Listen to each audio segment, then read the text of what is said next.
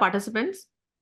Thank you for joining today's Green Tech Dialogues on High Quality Financial Statement under IND AS Auditor and Companies Perspective Part 1, featuring Mr. Chandan Lahoti, partner Ahuja Walecha and Associates. Chandan Lahoti is a partner with AVA Network and is responsible for corporate development and strategy within the group. Before this, he was associated with EY for 16 years and was servicing as a director and specialized in statutory audits. He has worked on audit assurance engagement of large multinationals in India as well as overseas. As a part of EY, he has led and managed audit of large listed entities, including Cummins India, Bharat Forge, Atlas Copco, Eaton, etc. He has, in fact, worked on diverse industry. Sir, I'll introduce you.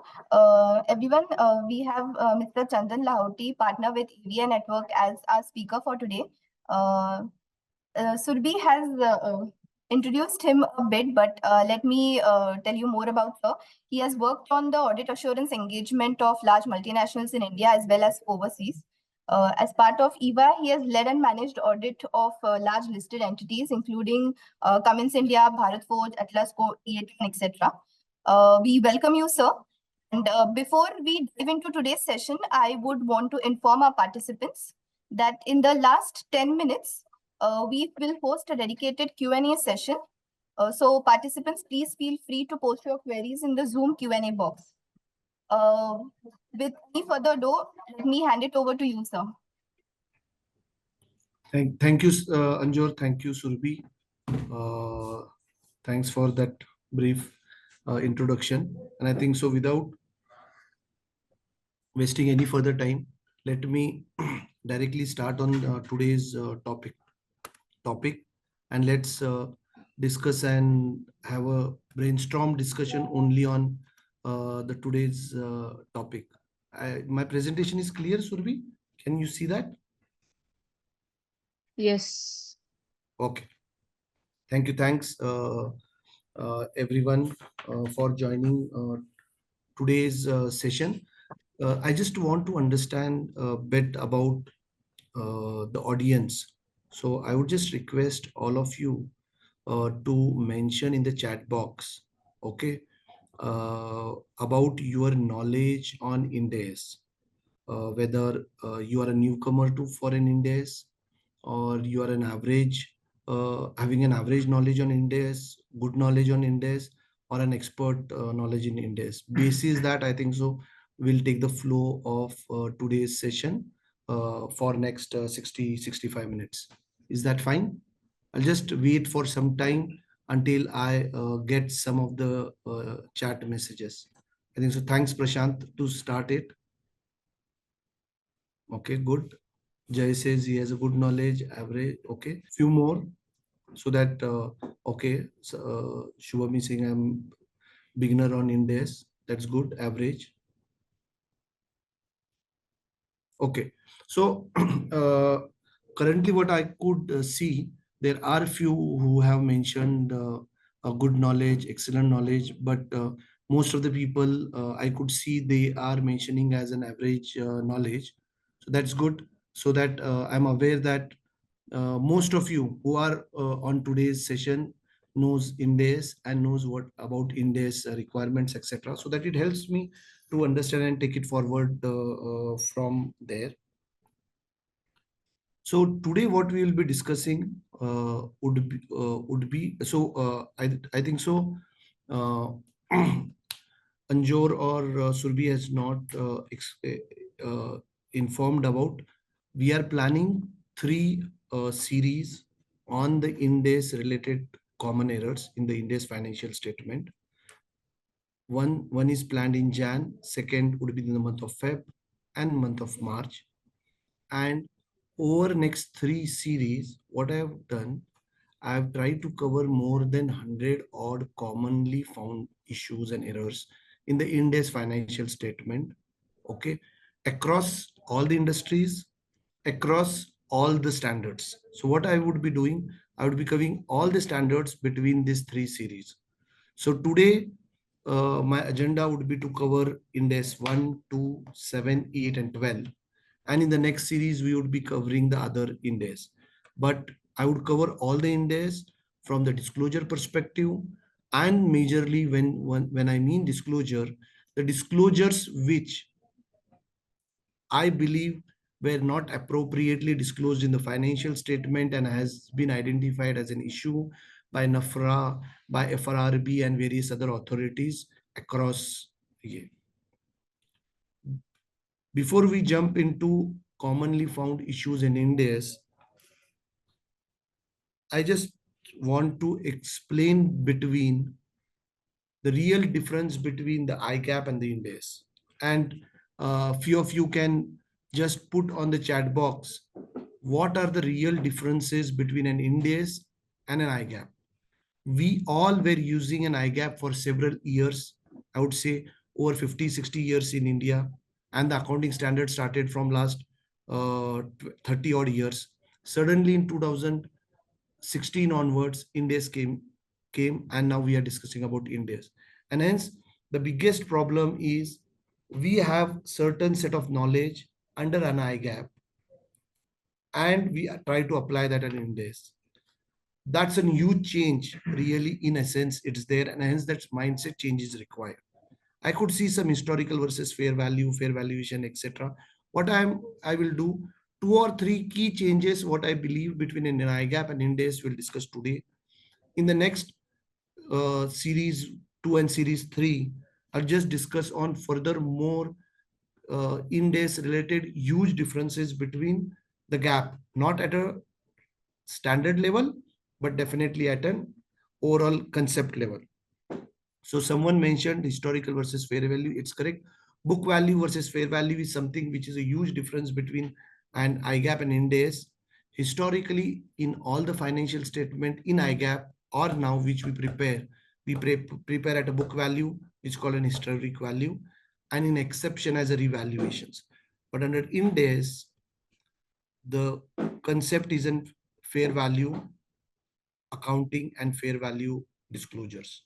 And there are standard which says when fair value and when it should not be a fair value, etc. But it says unfair value, but it says the historical value or the book value can be same with the fair value, and hence accordingly those are there. The second most important is on substance over form. So give few of the examples. If, for example, something is written in an agreement, doesn't mean the accounting need to be done what is written in agreement. It says go to the crux of a transaction, understand the transaction.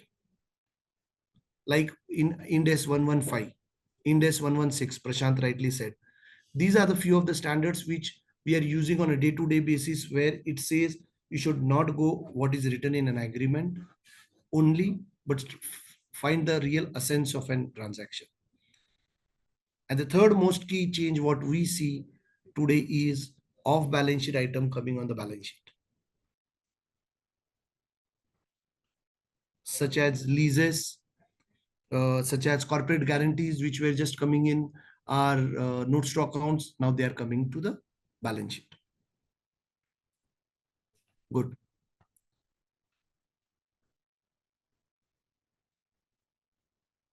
Okay. Now what we'll do, we will discuss about few of the key changes or few of the key observations under Ind AS in Ind AS 1. I will request you to put your questions on the chat box. If you have any questions with regard to any of the agenda items or any of the items, you can put on the chat box.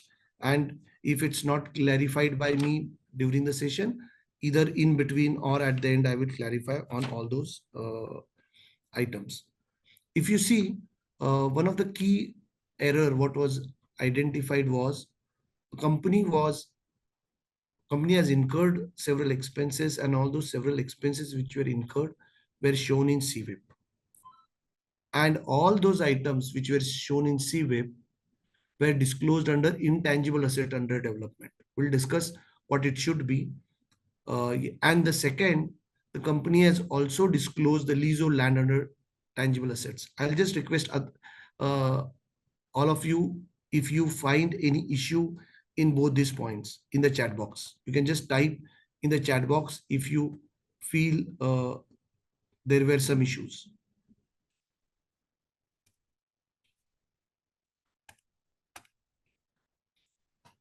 So the first item, if there are expenses incurred by the company and those expenses were parked in a CWIP, those expenses can be relating to the tangible assets, can be related to intangible assets.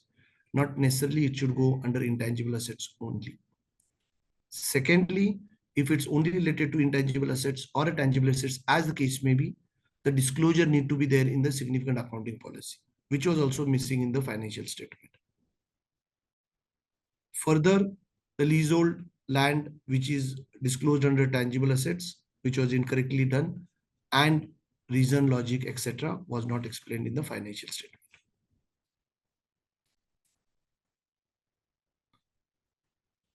Just hold, I can see chats.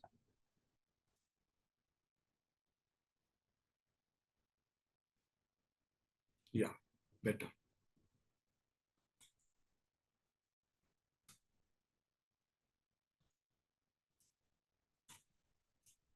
So on the next matter, if you see, and this is a very typical matter and typical issues what I have seen and identified in several financial statement. One of the company in their financial statement has disclosed an investment under equity as a subsidiary company. However, in MGT9 form, which was submitted as part of the director's report, the investment was disclosed an associate. So at an initial stage, an identification of an investment, there was a contradictory at first place. Secondly, what has happened, uh, over and above that contradiction of disclosing that entity as a subsidiary and associates, in the notes to accounts, in the significant accounting policy, the same entity was disclosed as a fellow subsidiary and also as a jointly controlled entity. As most of you might be aware that all these terminologies are different. Invest subsidiary is different, fellow subsidiary is different, jointly controlled entities are totally different. So as you are aware, and further if you see in the fellow subsidiary also, those items were disclosed as an exceptions item. Accordingly, overall, from a financial statement perspective, it could be very easily identified that these are the issues which were very glary at a financial statement. If you see over next 50-60 minutes, I would be discussing on few of the issues which are contradictory from the financial statement perspective. If you have any questions with regard to how, what it should be, we will discuss. But this is happening significantly in a lot of financial statement where different disclosures are being done. Yeah. How to disclose companies with the same management and a shareholder. So for example, if a company is under the same management, same management and the same shareholder, I'm assuming that they are related party of your parent company. If that's the case, then it should be shown as a fellow subsidiary. Fellow subsidiary is not your own subsidiary, nor your parent, but your parent's subsidiary are called fellow subsidiaries.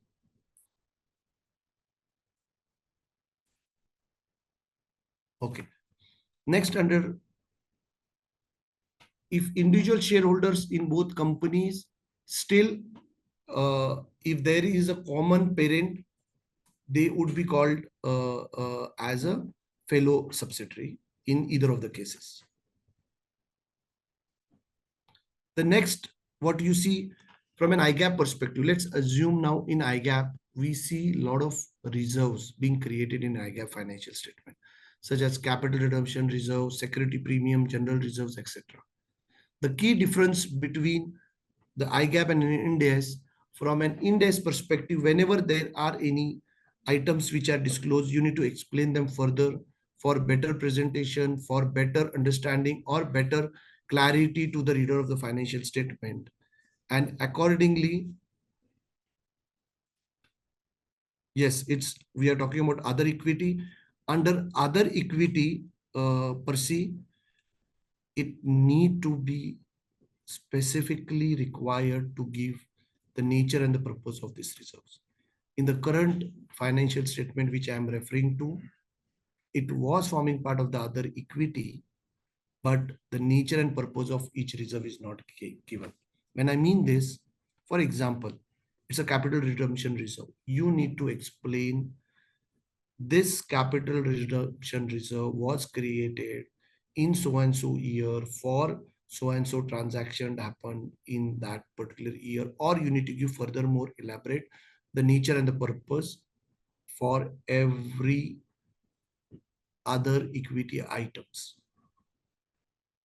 Is it clear? Anyone has any questions till now? Am I going fast? You want any of the items to be discussed further? Okay.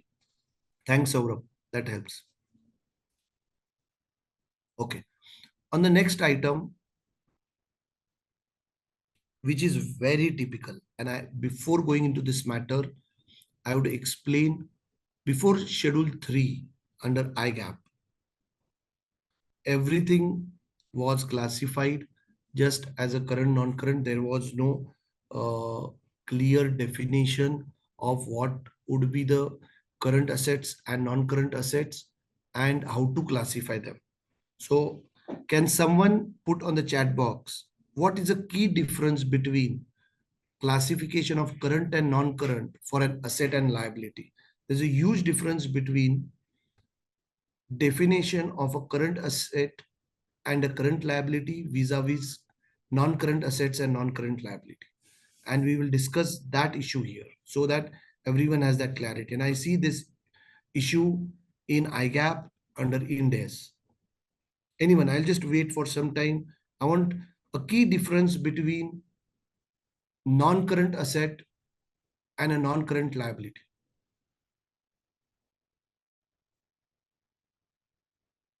No, so I think so. Few of you have no. So these are definitions between current and non-current. I am saying there is a huge difference between, correct, Poonam, I think so you are very nearby. So current and non-current operating cycle, no per se. It's about an a current and non-current asset is if a company is expecting money out of that financial asset in next 12 months, then it's a current assets. If the management or the company expects that the money they would receive after 12 months, that is a non-current. That is basis the expectation of a management. For liability, the definition of current and non-current under an IGAP or an IND AS or an IFRS clearly states that for liability, it would be term of an agreement, term with the trade payable, term with the loan, terms. So I'll just, and I think so you would be very clear once I say this. For example, there is a borrowing which you're taking from a related party, and you know that you will not pay in next 2, 3, 4 years. But the term is repayable on demand. It would be always current.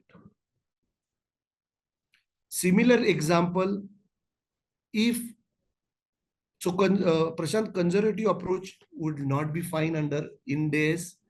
It has to be in black and white. From an asset side, if you expect money, you need to disclose current, non-current. And from a liability side, it has to be basis the terms. So I will tell you one more example. There are few trade payables within the group companies. You know you might not pay them. You don't disclose them non-current. You disclose them current. So liability side, it has to be current or non-current basis the terms agreement. From an asset side, even if term is 60 days, 90 days, you will disclose those assets if you expect to receive after 12 months as non-current. Clear? Rinkin, the counter entity has no right to delay payment beyond 12 months. That's fine. But if they don't have a right to delay, but they delay it basis that it is there. And if you're talking from a liability perspective, from a liability perspective, if they don't have a right to delay, even if they delay, they will still disclose as a current because the terms are less than 12 months. Is it clear? Because this is very important, and I see across in IGAP under IND AS this issue and this error. If required, we can spend more time on this matter so that it's clarified, and we can take several examples if you have where you find what it should be disclosed. Now or later, as the case may be.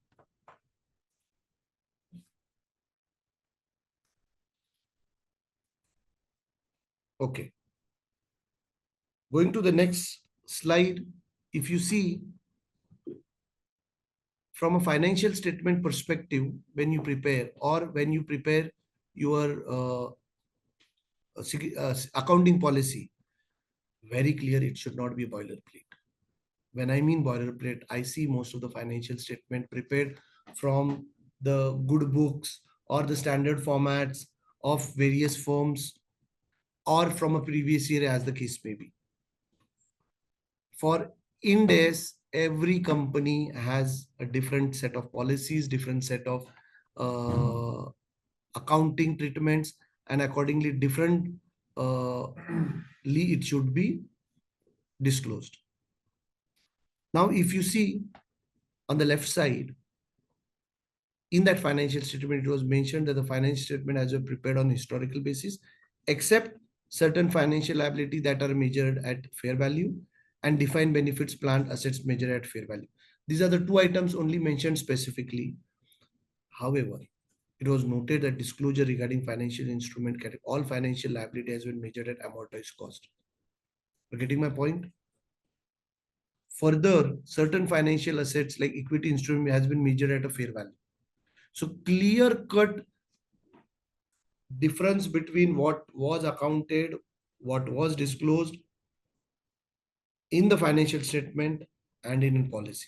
And this issue I see in most of the financial statement. What most of us we do, we just do copy paste of the financial statement and we don't go into detail about why and what.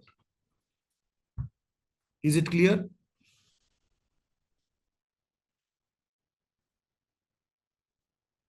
Okay, very good. On this particular matter, I'll just pause for 20-30 seconds, just read that, and I wanted this full content available so that you'll understand what this issue is, and these are type of issues which we see in a lot of financial statement, and I will then explain in detail. So, as part of the restructuring, basis the consultant, an advance was received from an XYZ company and still the structuring was not completed. Typically, what you believe, and I want minimum 4-5 answers. What you believe, what disclosure need to be done at an year end because the transaction is still not completed and advance is received.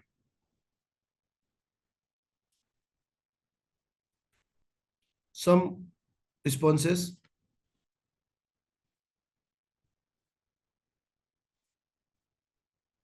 In chat box, I can't see any. There are more than 104 participants. Some of you can. No one? And this is very basic because this will not, show as advance, but anything more required?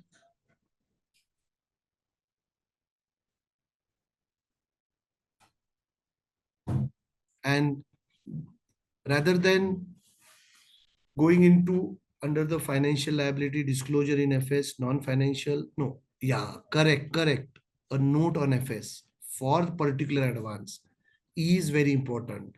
It was noted that the above statement notes that the company received advance earlier from a part of construction. However, the company did not specify under which heading the said amount has to be reported and giving a note in detail about why, what, etc. aging of advance, etc. Correct. That is furthermore enhanced disclosure, Geet, you are mentioning, but yes, that's the correct answer. So just see some of the items. So what does IND AS is saying and expecting from us? Please disclose and give clarity about a transaction in the financial statements. That's all. Coming to next is okay. Very good. Under IND AS, can we disclose extraordinary item in the financial statement? Yes and no. And if no, why? And if yes, why?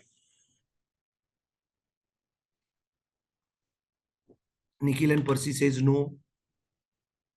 And if so, no, why no? Just think about it.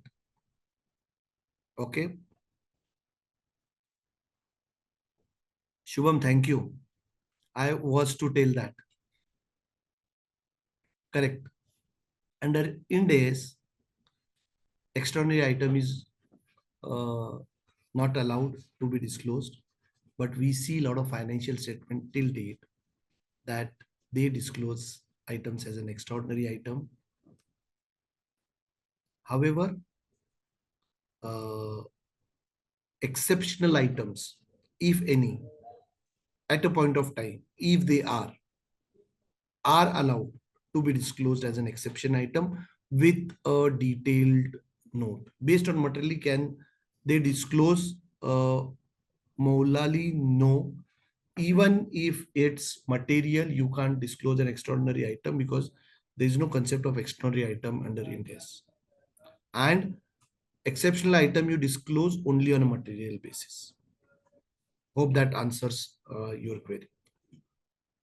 No, that those are also been disclosed and yeah, on in IND AS, which, when, how you disclose an exceptional item and not as an extraordinary item. Okay. Now, other income with a significant amount. Okay.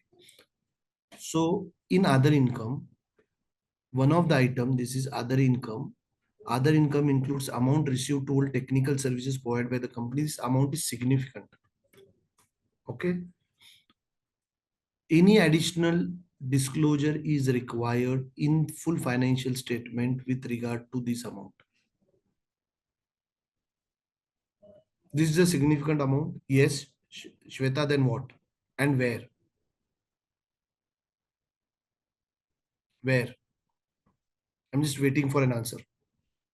As part of notes, already coming, Shweta.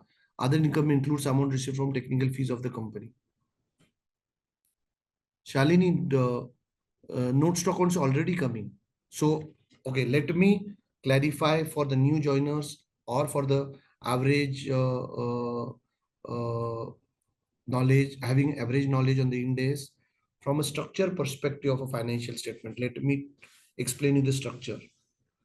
You see balance sheet, statement of profit loss account, cash flow, OCI, correct? That's the first part. Then comes the corporate information, accounting policy. That's the crux of the financial statement. Then are the notes. Notes doesn't mean notes to account. Notes, when I mean, those are typically those notes to the balance sheet. Note 1, note 2, note 3, note 4, fixed assets, etc. Those are the notes what I'm trying to tell you. Okay. So IND AS clearly says what should form part of accounting policy, what should form parts of notes. And here I want an answer from few of you. What should go in accounting policy section and what should go in notes section?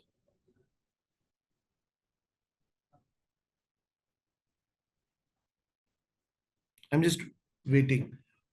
Transaction specific in notes. Okay, Prashant. And what in accounting policy? And few of you might brainstorm and put your thoughts.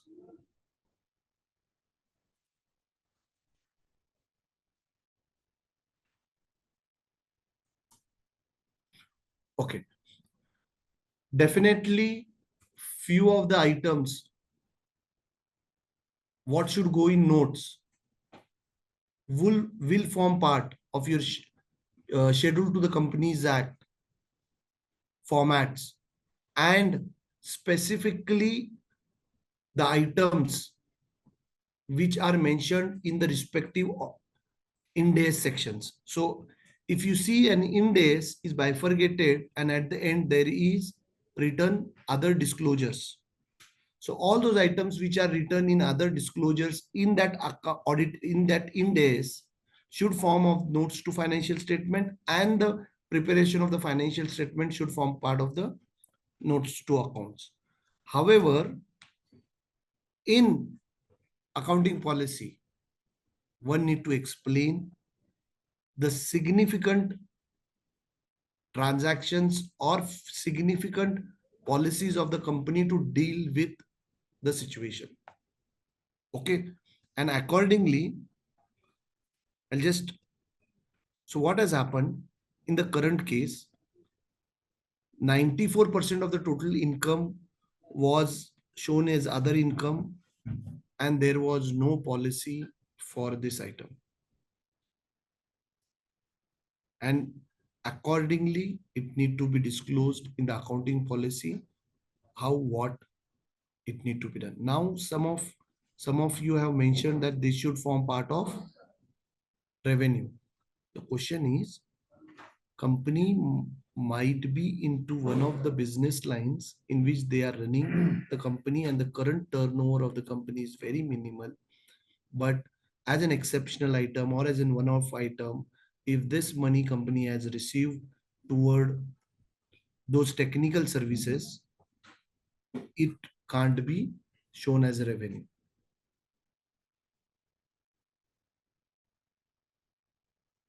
Yes. So perceive what you mentioned is a material accounting policy information and not significant accounting policy information. The difference perceive here is significant versus material. Okay, that is only being clarified in MCA circular and the new change, and not yeah. So material accounting policy should be disclosed in the significant accounting policy section. We are talking about significant accounting policy section, and in the significant accounting policy section, what need to be disclosed is a material accounting policy. That's being explained. Investment income can be more than agreed even. Okay.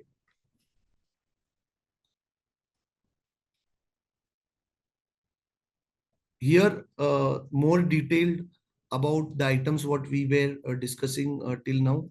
A lot of disclosures were not disclosed in an accounting policy.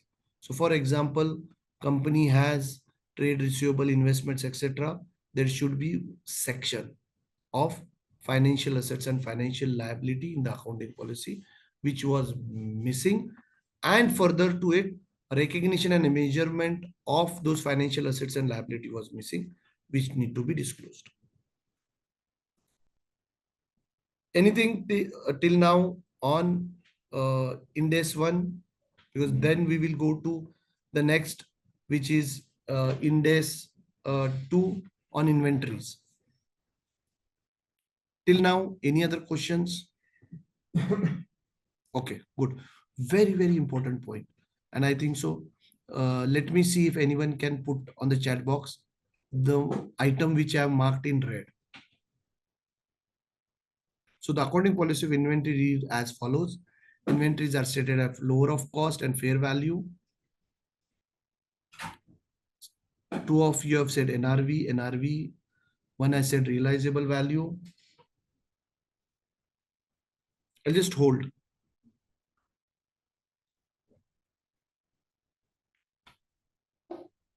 Correct. Now, what is the difference between a fair value? Okay. Poonam, arm's length price. No, that's not correct. It's a net realizable value, which cost and net realizable value. Second, what is the difference between a fair value and a net realizable value? because that is also important. So we would be discussing two items here. One is what should be the accounting policy and how it to be measured. What is the difference between net realizable value and fair value? Anyone give a thought? Waiting for you.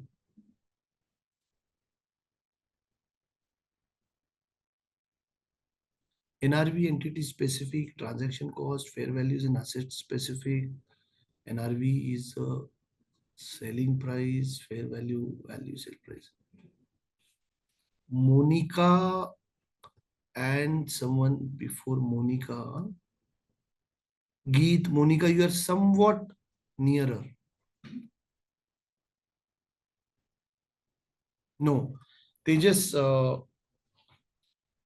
Tejas, I think so. You mentioned fair value is between the knowledgeable willing party in the open market. No, no. Okay. So I've just put that for all of you, and which is very important because what happens as part of the valuation. So as an company or as an auditor, we need to identify what is net realizable value of a company and need to account for. Many companies at times in an accounting policy writes that we have accounted inventory at cost and net realizable value, but in essence they do cost and fair value.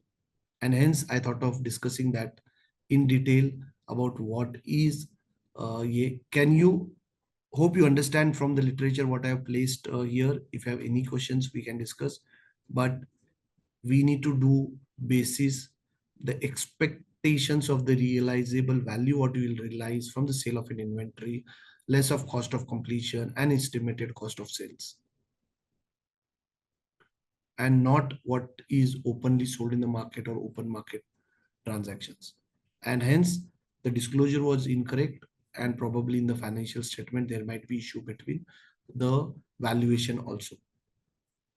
So Shalini, simple example is an inventory. Take any finished goods, which, for example, you have a finished goods of, we will take an example of, for any automotive component which is being sold.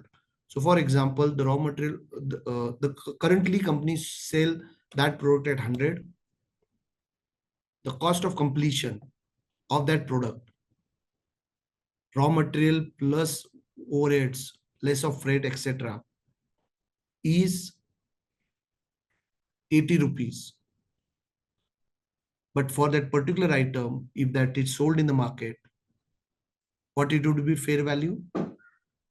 Shalini, I'll ask you, what would be its fair value? Fair value would be 100, 110, 90, whatever is then agreed price between both the parties. And hence, from an inventory perspective, it has to be a price, an NRV to it, and not the selling price.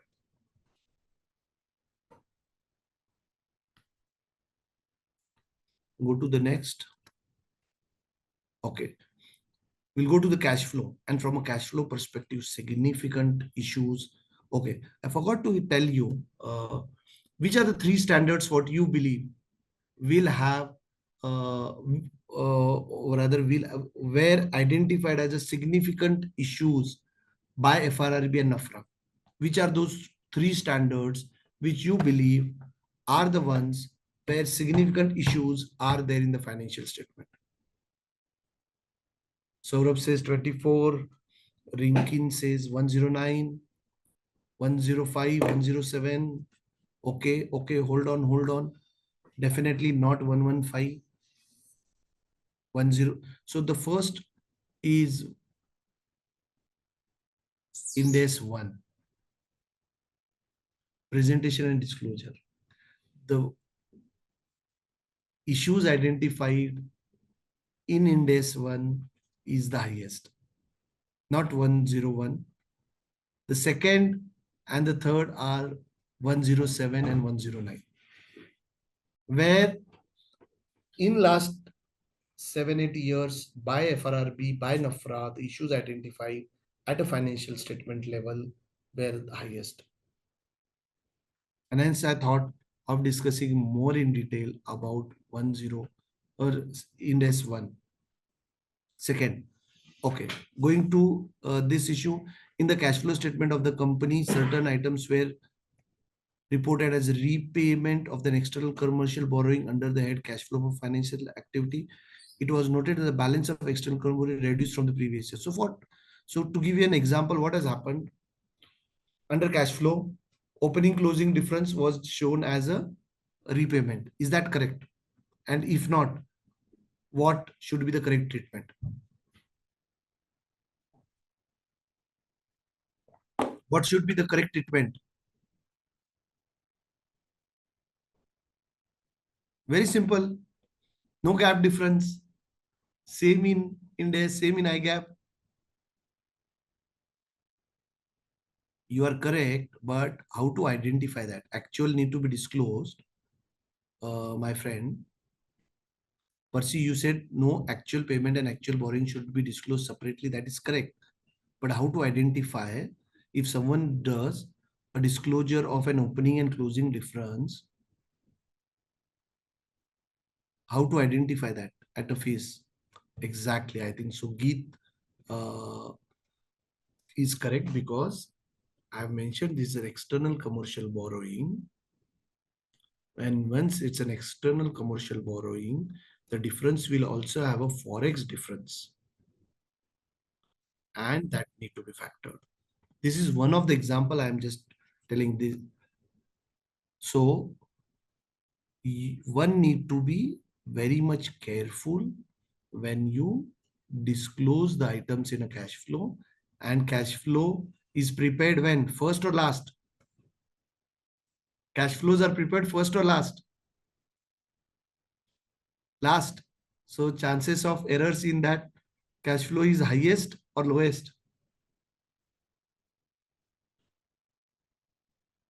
Hmm? And same in an IGAP and same in Index, we see a lot of issues being identified at a cash flow level.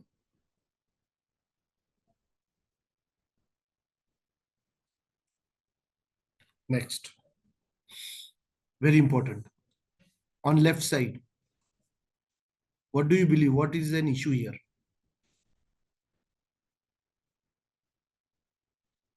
In a cash flow, and also a issue is in non cash flow also, but we'll discuss that.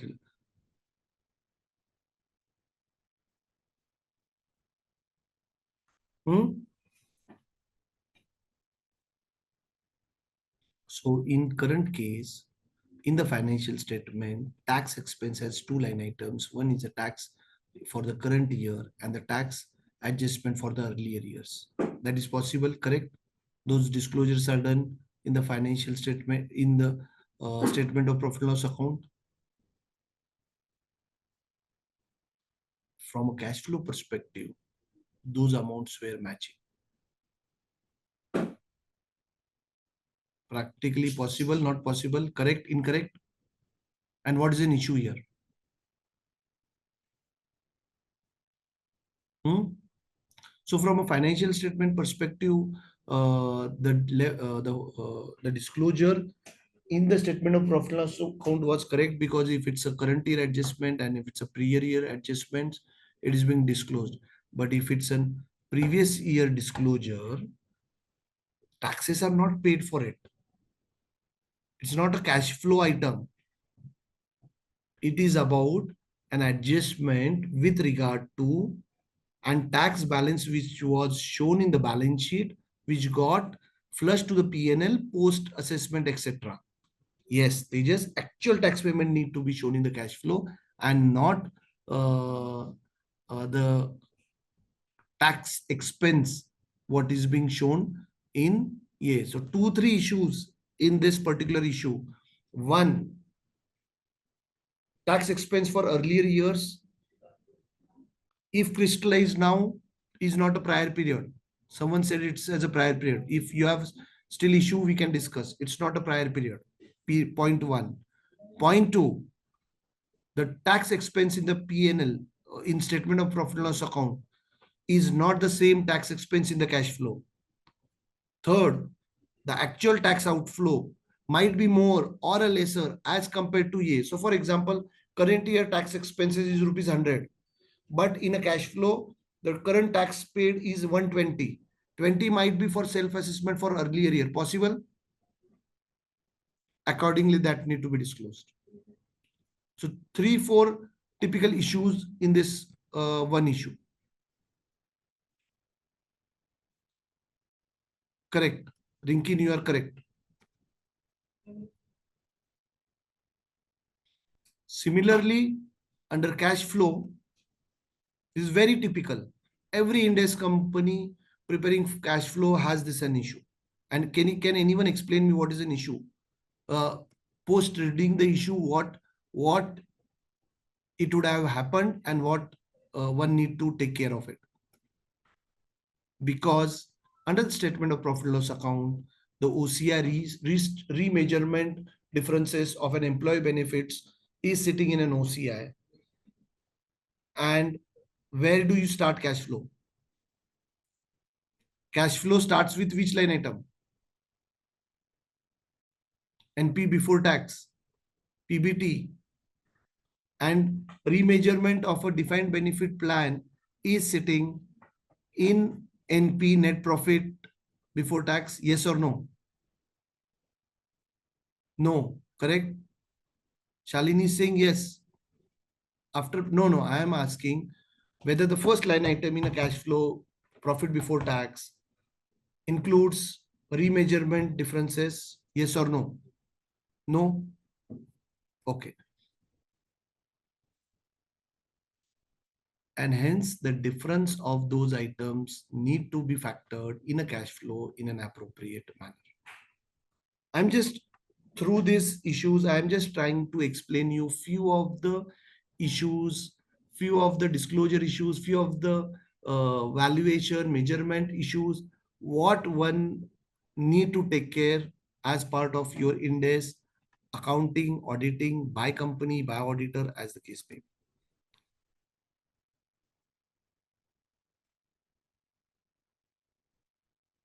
Okay.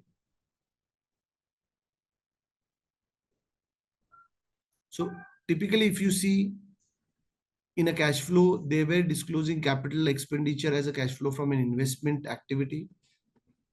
Correct? Incorrect?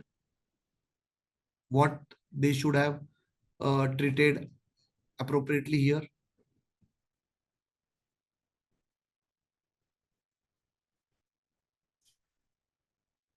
Is it correct? Incorrect? And if it's incorrect, I think so. This is very simple, no brainer for all of us. Great.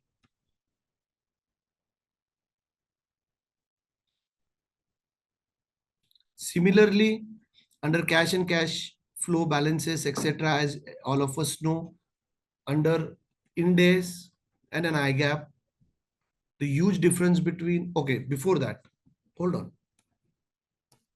What is difference between cash and cash equivalent and cash and bank balance?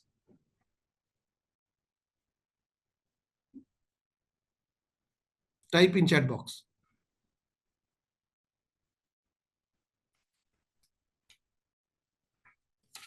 Type in a chat box, what is the difference between cash and cash equivalent and cash and bank balance?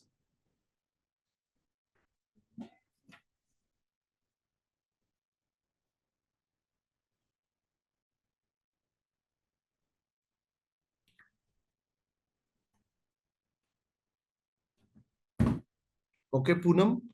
Cash equivalent includes readily realizable liquid assets from ranges. Okay. It includes deposit.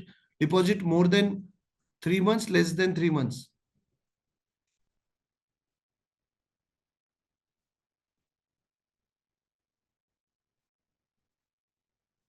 Great, great. I think so. All of you have got it. What was an issue in the current financial statement, how it need to be disclosed, and why it was incorrect, why the margin money, etc., was not disclosed correctly. Yes, Rinkin, go ahead. You can ask the question. What is treatment? Rikin, I am not clear. Of debt mutual fund readily available. So for example, if it's a debt mutual fund and this explanation is given clearly under an IND AS, you need to first identify whether that asset is readily available at the same value or not. So there are three types of asset class: a liquid fund, a debt other than liquid fund, and an equity mutual fund. Okay. All these three items, do you believe at any and every point of time the value of that asset, what company will realize, would be same or different? There are chances of risk or not risk.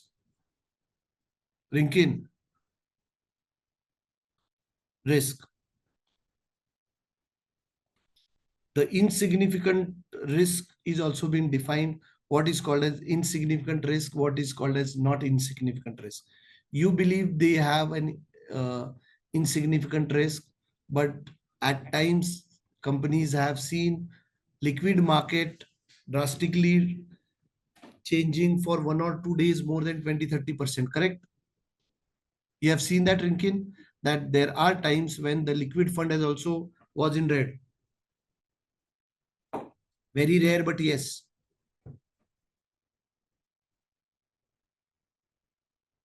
And accordingly, those are not disclosed in cash and cash equivalent, and those are disclosed in investments for any and every company. Similarly is for gold.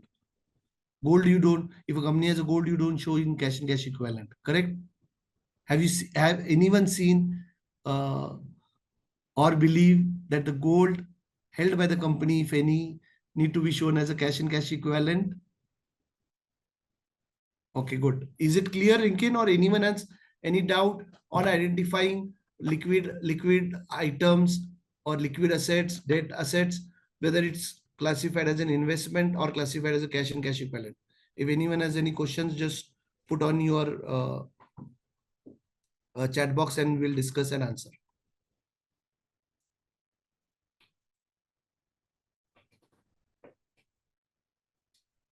Okay. First basic questions. Prior period. Prashant, where to disclose sweep account balance, wherein it's in and out of the sweep within less than 90 days, should be disclosed in cash and cash equivalent. In current account or deposit, as the case may be, it too would be cash and cash equivalent.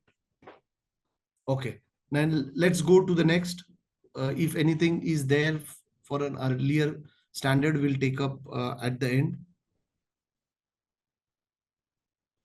Basic question, prior period items, allowed, not allowed, to be disclosed in the financial statement under IND AS.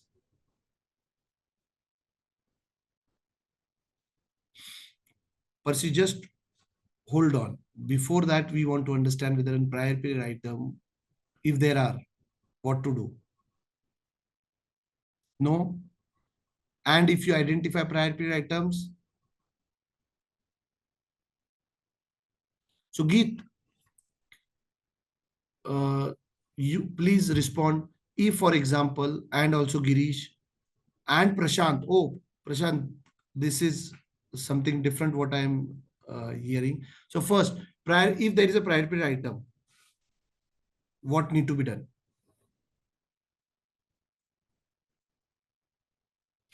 Poonam, answer of restatement is incorrect.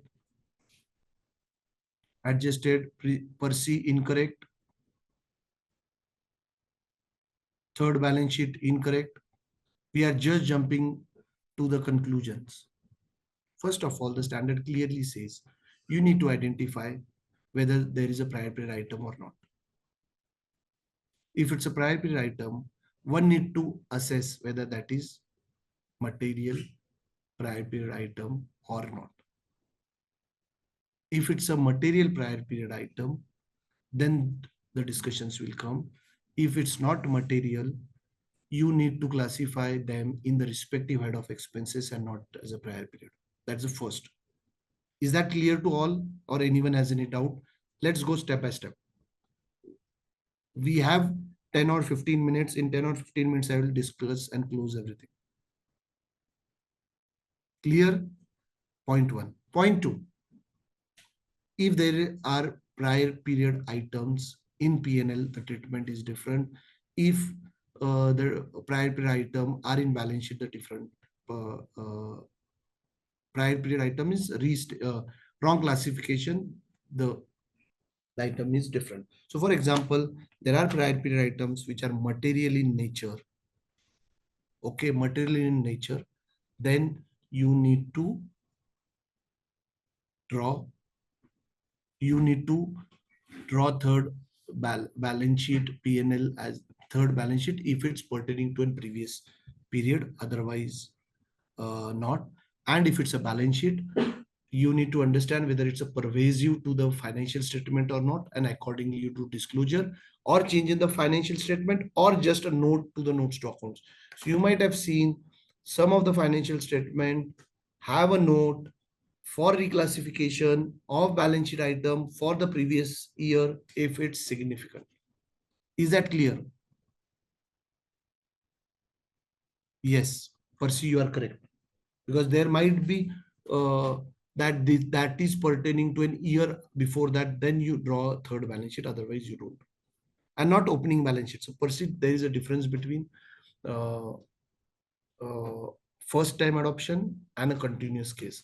First time adoption, definitely always it's a opening balance sheet. From recurring in nature companies, they draw third balance sheet, and that too if it's pertaining to earlier years. Is that clear to all of you on prior period item? And that's the yeah. So what company had done? Company had restated prior period item, etc. Someone has mentioned that the if it's a prior period item, it will go to reserve. Who was that? And you are you clear now, or you want to discuss that in detail? Because I saw some of you have mentioning that the prior period items goes to reserves. Okay.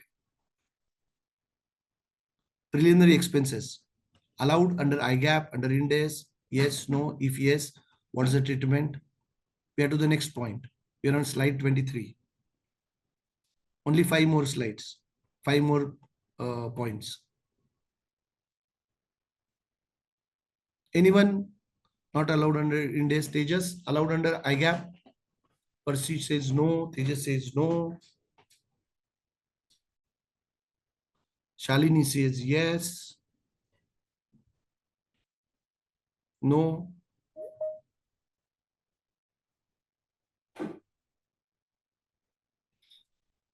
Okay. So first of all, preliminary expenses is not allowed, or there is no concept of preliminary expenses under IND AS. However, we are seeing these items being disclosed in the financial statement, because in long back in IGAP it was there, but it stopped several years back, and there are several clarification when AS 26 came long back. I'm talking about but preliminary expenses still is a concept under income tax. And under income tax, the preliminary expenses are apportioned over the period of 5 years. And hence, there is a mismatch between both things. Yes, section 35D says about IND AS. About preliminary expenses. Income tax, last section, 3 slides. Okay. In OCI, in statement of profit loss account, an item is disclosed as a remeasurement of defined benefit, etc., gratuity, related details being disclosed. Gross of tax to be disclosed, net of tax to be disclosed, or separate two line items to be disclosed. That's a question to all of you. Just imagine statement of profit loss account, OCI section. In OCI, there is a remeasurement benefit which is sitting in a P&L, need to be disclosed net of tax, both allowed, either net or both separate, net of tax or separately line item, no. Per se, net of tax or separately line item for tax, no. So there would be always three line items: the gross amount, the tax amount, and the net amount. All are, I was referring to book, so all three are mandatorily required to be disclosed uh, in the financial statement, and not just yes, Shalini, you are correct. All remanagement define need tax impact separately. That means gross, tax, net. Clear? Typical issue in Ind AS. And the next one is my favorite, but let's discuss this particular item in the financial statement. The left side treatment is correct or incorrect?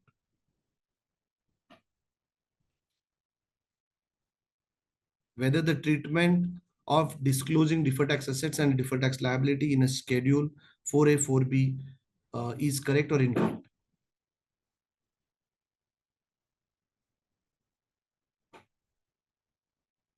No, yeah, Nikhil Garg, it should not be either DTA or DTL. It should be netted off always in all cases. But you will see a lot of financials or the notes still they showing separate line items. Perfect. Under Ind AS, the last point for the day, and then if we have any questions, etc., we'll discuss. You can unmute your videos, etc. Okay. Reasonable certainty and virtual certainty. Now we are on the next. Is there any concept of reasonable certainty or virtual certainty under Ind AS 22? Ind AS 12? Yes or no?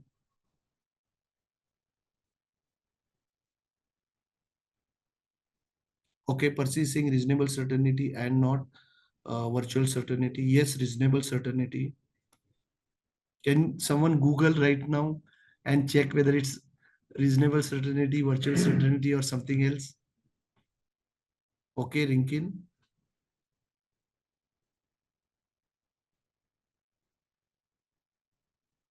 So first of all, can someone explain what is the difference between reasonable certainty and virtual certainty?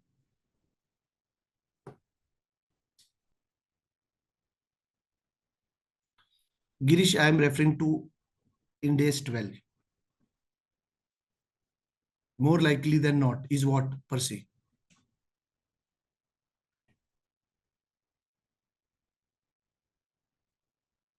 Degree of assurance. Okay. So under Ind AS 12, it says the term probable. First of all. So in case of Ind AS, it says you need to recognize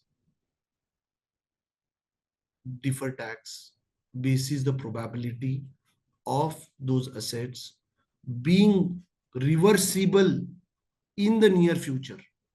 First, however, reasonable certainty and term probable from a definition per se are same, but the term probable being used under Ind AS 12, reasonable certainty term has been used in various other Ind AS, but not under Ind AS 12.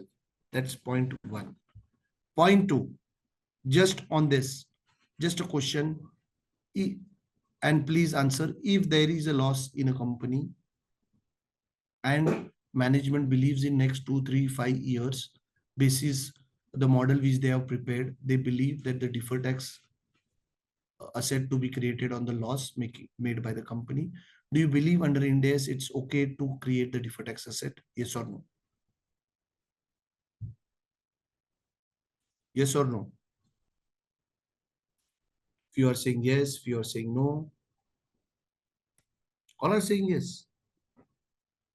If you, yes, yes, yes. Others, yes or no?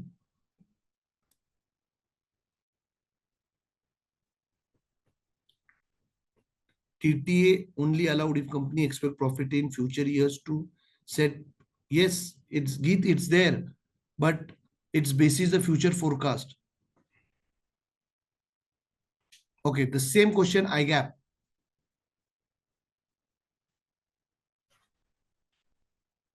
Same question IGAP. Management believes in next 5 years there would be profit, and on that profit they would recoup whether a deferred tax asset to be created. Yes, no. Few says yes, few says no. Okay, very clear. Just I will explain the last concept between the virtual. Under IGAP, it says virtual certainty. Under IND AS, it said term probable. That's a huge gap difference between IND AS and IGAP. What is virtual certainty? Virtual certainty is clear where you have confirmed signed orders, and on the basis of that signed confirmed orders, you are getting profit. Then it's a virtual certainty. Virtual certainty is very, very uh, important concept. In an IND AS 22, it is clearly written that if you have signed confirmed contracts and profit is earned through those signed confirmed contracts, then only you recognize deferred tax asset, otherwise you don't. Okay, clear. I think so. That's all for today's session with regard to the items point I wanted to discuss. But feel free to put any of your questions what you might have with regard to above any points or any other points. We can spend some 5 or minutes to resolve those questions on a chat box. If some of you want to unmute, you can unmute and we can uh, discuss about few of the items. Anjur, just let me know, is it possible for others to unmute and they, or they need to just put on chat box? How's Sir, we cannot unmute everyone, but we have a question from Mr. Harshit Khurana. IPO expenditure is shown as current asset.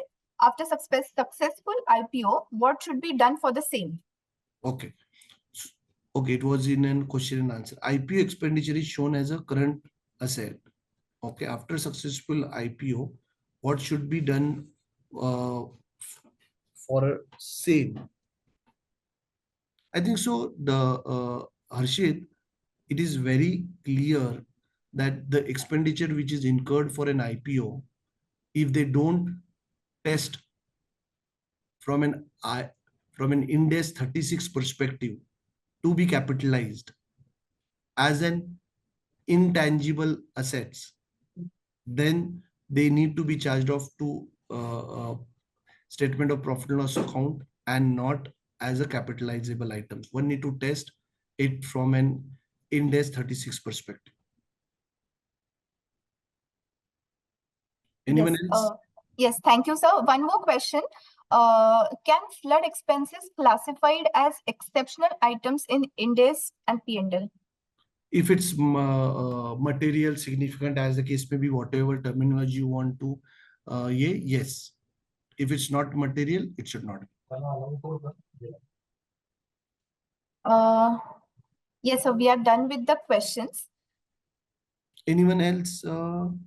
Okay, great. Yes. Thank you so much, sir, for this interactive session today. You made it a point to analyze each and every aspect and clarify all the doubts of our participants. Thank you so much, and we will meet soon for the part 2 of the series, Quality Financial Statements under IND AS. Thank you, sir. Sure. Thank you. Thanks, everyone. Thanks for your time.